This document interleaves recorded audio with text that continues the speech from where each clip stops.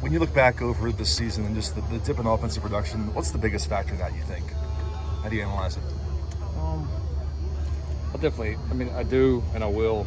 It's kind of about Notre Dame right now, though, and I know there'll be a time and place to look back and talk about the things in their entirety, but we got a cool opportunity in front of us right now. So not to dodge it. I definitely won't dodge it. I'll be happy to answer it at the appropriate time, but that'll be once the season's over. You talked a little bit about just the red zone, execution last night on Monday night. Do you feel like that was more a function of execution? Are there play calls you wish you had back in that scenario? Just what was your evaluation of UCLA? Yeah, there was one play call where I'm not their defensive coordinator. I'm pretty sure they were misaligned.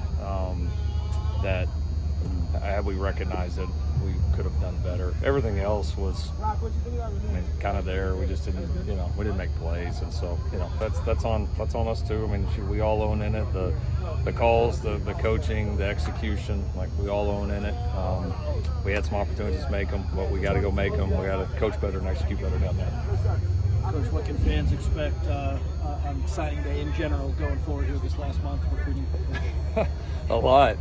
We're excited about it. I think it's going to be a great, fun, exciting close. It's so unique right now because it's just jumping up on us so quick. And again, us not being in homes, not getting a chance to go out on the road and recruit. We've had a chance to go evaluate, to go see games. But that whole piece has been very, very different. I know it has been for everybody across the country, and I think because of that, you're seeing some of the volatility that you're going to see. You're seeing it all over the country. You're going to see guys moving around, and you're seeing it for two reasons. You're seeing, some guys that are, that are changing for their minds for whatever the reason is. And again, it's kind of unique because you can't go get in front of all their faces right now. And then you're seeing some schools that are changing their minds. And you're actually seeing that a lot more than ever before, in my opinion. And that's just the nature of, it's just the world that we're in right now. And that's going to, players have always changed their mind and changing it more. In the last several years, have probably changed it more and more than ever before. It's probably, upticked as time has went on. But there's a lot of schools that are changing their mind too. But it's not like the schools are going to jump in front of cameras like this and say that. So I think you're going to continue to see volatility because of those two things. How do you feel about not making in-home visits this year? Is it something you miss? Something you don't miss? I do. I miss it. It's a really difficult time, because you're balancing that, you're balancing anything going on, like last time this year we were getting ready, in the process hiring a whole defensive staff, you're getting ready for a bowl game, your own roster. It's I understand why they did it, and I think there's good reasons. Do you miss part of it? Sure you do, right? Just to go sit down with people, to go in their homes, or be able to go to the school and sit down and have some of these conversations face to face.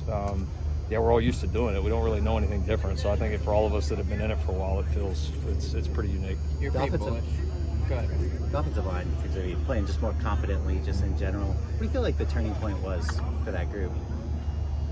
Probably Michigan. Probably Michigan. I feel like since then we've been on a pretty steady incline the entire way, and that group hasn't gotten a break. We've played good groups. When this season ends, and this may go some of your question before, when this season ends, you look back at the defensive rankings of the teams that we played, and there's some stuff that's like relative scoring and all that that'll be pretty interesting stats because, when you don't play three layups in non-conference, and when you play in a conference with the defenses we do, we hadn't played against a bad defense. And we played against a lot of good individual defensive linemen and defensive lines. And I think we've battled. I think that's kind of battle tested us. I think we've just gotten better. We've stuck with it. I think, the leadership from Coach Henson, from Jonah, from Emmanuel, and seeing some of these young guys grow up and get better and kind of take some of these challenges and really rise up to them. I think it's a combination of all that. And it's been obviously key, especially this stretch here as of late. Given that improvement, how do you feel just about the trajectory of that group? Do you feel more confident maybe now than you did beginning of the season? Trajectory going forward? Yeah, I do. And some of it is what I'm seeing on Saturdays, but some of it's just what I'm seeing on the practice field. We just did a kind of a developmental period right before you guys came out here. And we've got a lot of good-looking young linemen in that are talented and going to be good players, and that it's been a while. I probably well before I was here until that was the case. So you're starting to see a couple years worth of work and recruiting and development out here. And again, I know the fans and everybody sees it on Saturday, but there's a lot of exciting things happening behind the scenes, kind of like with Paige and Lonnie and some of those guys last year, what was happening. And I think there's a lot of guys that are going to be big-time players for us in depth and what has a chance to be championship quality depth there pretty soon.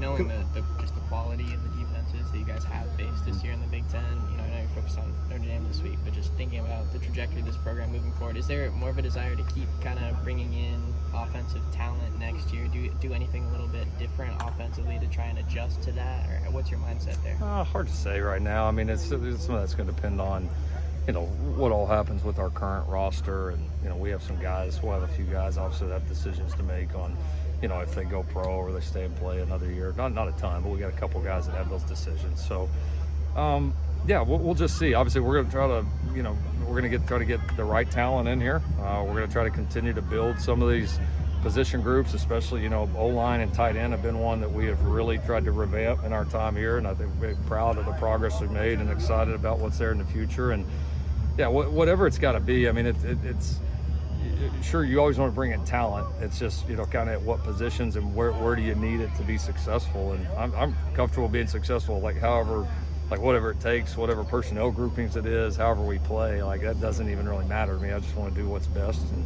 that's how we've always viewed it. And I think that's why we've been pretty multiple through the years. And we'll have to continue to adapt and adjust, I think, like we always have. At Big Ten Media Day, you were asked about this rivalry, how unique it is, and keeping it going. Marcus Freeman was asked about this game, the 22 game, earlier this week, and he talked about the pain and how they left you. Excuse me.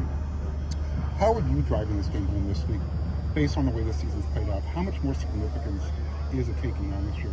I think it's always an important game. I mean, it's a rivalry game. There's a lot of history behind it. It's two great programs. It's obviously another one that's played in iconic places. And again, I just think, when you come here, I mean, the history behind this game is so epic. I mean, it just is. And so I just think it would be, number one, I think it would be, disrespectful to not be as ready as you possibly can be, coaches, players, everybody. And then the fact for us, I mean, it's obviously our last game in the Coliseum. We've got a lot of great Trojans on this team. That'll be their last game. We got a chance to really close great with this 3-game stretch here at the end of the season. And obviously a phenomenal opportunity to finish this thing the way that we intend on finishing it. So, I love it. I love rivalry games. Can't wait for it to get here. Thank you, Coach Allen. All right. Thanks. Thanks.